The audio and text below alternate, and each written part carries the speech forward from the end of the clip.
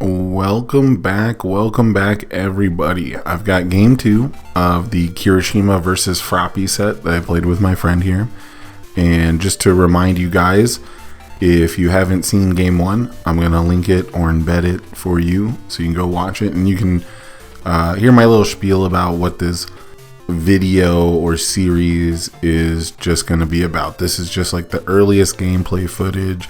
I meant to get this out before the weekend, but people on my street like to drag race, so it ruined some recordings, which killed my drive for a minute, I'll be honest. And then I got sick over the weekend. But we're back here, and you can see we've got a nice build 4 from player 1, and then I build 5 on my turn.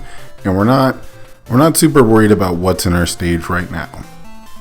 We're worried about getting 5 cards onto the field. Realistically, that's the amount of foundations that you can play. You know, there are some ways to get to 6, especially if you go second and you have your character ready.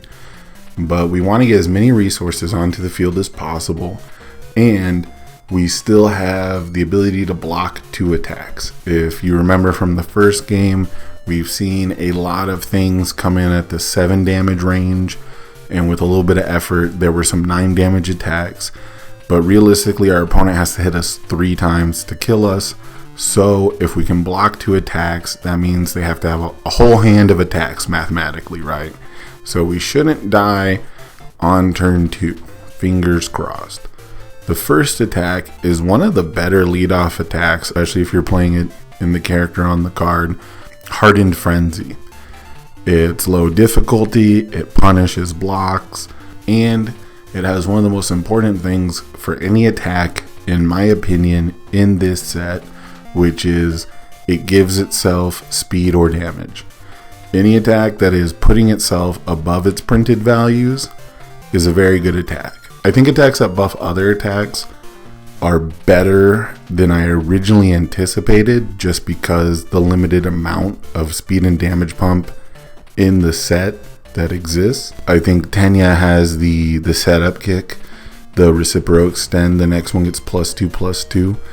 I played against that a little bit over the weekend, and that performed better than I thought. So any attack that's giving you speed and damage is valuable, because there is not a lot of that in the set, right? And that's how we win. That's our main win condition for every deck currently, is to deal damage. As you can see on my turn, I'm playing a 5 speed for 3 damage attack, which is not very good in this matchup. I really like the bonus to the check, but I don't give it any damage. It's already fast. In this matchup, it's not something Kirishima has to respect, and it's mostly giving him enhanced steps that I don't actually want to give him. I know a lot of new players have looked at the strength of Kirishima. He seems to be the best character starting out, and I do think he might be the best character in draft. He seems like just a great blank slate character for draft. Stats go both ways, which is very important. Like having a +2 or -2 damage ability, I think, is a little better than having just like a good speed or a good damage pump. For example, you look at Nomu from the set, he has a damage pump ability and technically a damage reduction ability, but it's not strictly affecting this attack. So while they are similar and they do come down to the same end of keeping you alive, I would much rather have +2 or -2 damage than, you know, something more conditional, right? Than something that is one-sided for the damage pump, than something that's conditional for the damage reduction. So keep that in mind. As the game goes on, you'll see that the -2 damage is relevant. It is important. I might undersell that personally, especially later on, you know, as we get better at deck building, as we get better at playing, we will understand how to evaluate that kind of stuff better. And so naturally, if you count how many times he gives an attack -2 damage and you add that to his life total, you'll then get like a better idea of how much damage you have to deal. So when you're thinking about attacking Kirishima, keep in mind that the more turns that you have to attack him on, that is more damage reduction that he gets. And of course, it is more face down cards that he can recycle. It is more options that he can get back. Because Tongue Whip is a low block, the only low attack I can remember him playing at this point is the Hardened Chop. And if I do block Hardened Chop, I have to discard one of my other blocks. And my other block right now is Plus Ultra, which is something I'm still holding. I'm sculpting for a kill turn, but it's also a handy block. It's typically just check a 5 to block, because you reduce the speed to 0. You have the +5 block mod. It's oftentimes going to be the first block that you play. And I really like it with Wall Cling. I love Wall Cling with Plus Ultra, which becomes, check a 5 to take no damage, which is very important against Shigaraki. It's very important against Kaminari. And I apologize if I'm butchering these names. I don't really watch the show, and so I'm going to let this attack slide. In reality, I probably should have blocked it with Plus Ultra, just because of how easy it would have been. But we still get another mid attack, but this one has the block punishment, and this is why I think blocking the earlier attack that he, sacrificed the face down foundation to put speed on. Not only would that have not put me at risk for technically bonus damage later in the turn, which I don't suffer because he doesn't have more attacks, but it would have also given him no incentive really to attack me again. So it's not super likely that he wasn't going to throw that out anyway. But you have to remember that if you block things early in a turn, your opponent does have to commit more resources to deal damage to you. And that is the dynamic that I like to play my games around. That's the type of player I am. There is much more evidence. There is much more evidence to suggest that you need to locate the attacks that you need to block, and sort of, get the soul read on your opponent, sort of understand, all right, what's the most likely thing that is coming at me? What should I prepare for? What is their win condition? For me, I just want your win condition to be on as high of a difficulty as possible. So when it comes to playing defense, I am much more apt to be active early on and discourage my opponent from attacking me, rather than trying to catch them with their, rather than letting them set up their possibly game-winning combination, right, and then trying to foil it. I think that's a much more traditional kind of approach, especially with games in the era of online card gaming. On draft week, whatever, people have spoiled all the cards. There's articles from websites like Channel Fireball that's telling you these are the cards to draft, these are the decks to build. No one can say 100% for certain, but we've got so much information now, and we have so much breakdown of what is the correct way to play, what is the value of a card. I think that being able to identify the specific threats in the deck is easier now than ever before. And now this is a good example of recognizing when your opponent is playing something for specific reasons, right? He starts with Missouri Smash. It has an ability on it that requires a punch attack to have dealt damage first. So I've got no reason to assume that this is a good leadoff attack. So I've got to assume that he really needs to get into his enhanced steps, right? He wanted to pick up a foundation more than anything else. You know, he wants to get his once per turn build in. He wants to pick up an attack or maybe rebuild a foundation. I'm pretty sure he picked up this Hardened Frenzy though. And you can see he goes to pick up another card.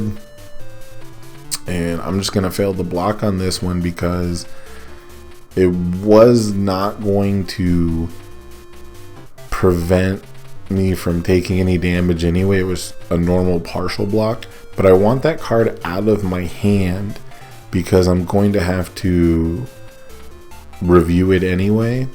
And it has the worst block mod in my hand. So it's not a card I want to hold on to, and I'm not sure if I can get it out of my hand at any other time. Now this second Hardened Frenzy is lethal to me. So I have to flip the Wall Cling because I don't have a high block. I don't really want to high block it anyway because if it's completely blocked, which means the block zone matches the attack zone, it will come down into his staging area face down to be used or picked up later.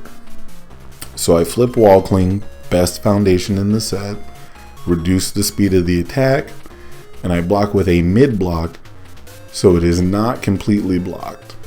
I still managed to take no damage because of the effect of my foundation, and we survive one more turn. The life totals are not looking good. My staging area is not looking good. I would say if you were trying to use the Magic the Gathering advantage meter, it would be very, very far on the Kirishima side right now. He's even got the ability to flip the rest of my foundations. Massive flash freeze. So I immediately count his foundations to see if he's in deadlock.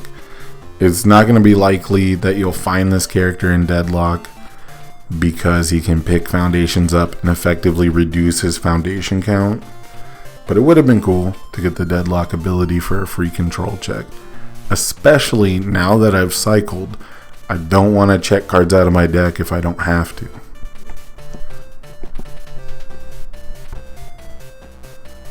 I do, however, still want ranged attacks in my discard pile, unfortunately. So he's going to use both of his copies of Apathetic to flip the last of my foundations, effectively not allowing me to use Suyu more than once per turn, maybe twice per turn because I have Crow and Frog. But of course, he doesn't know that yet. So he's going to reduce the damage on this attack, which is all very smart. Knowing what I know now, this is definitely not the order in which to play this. But I get +1 to the check, which compensates for Wall Clings for control. We're going to kick this from the card pool because Crow and Frog can ready one card. That's any card, including my character card that hasn't been readied yet. And it's not going to count towards progressive difficulty for the rest of the turn. So I've got basically one more +2 speed for the rest of this turn. And I know that the reason I didn't use Rescue completed on the first attack, I meant to mention this earlier, is because I'm just trying to pass all my checks. I know that I have to overwhelm him from his hand size and from his stage. And I know that he doesn't have speed reduction, so even without my +2 speed, he's not going to be able to block everything. I scroll up, I check to make sure he's only got one other card in hand. So at most, he's blocking 3 attacks this turn. And because he committed out, I don't think he's going to block anymore. So I'm going to make the decision to play my powerful attack first. I'm going to dump my momentum. I'm going to see what options he has.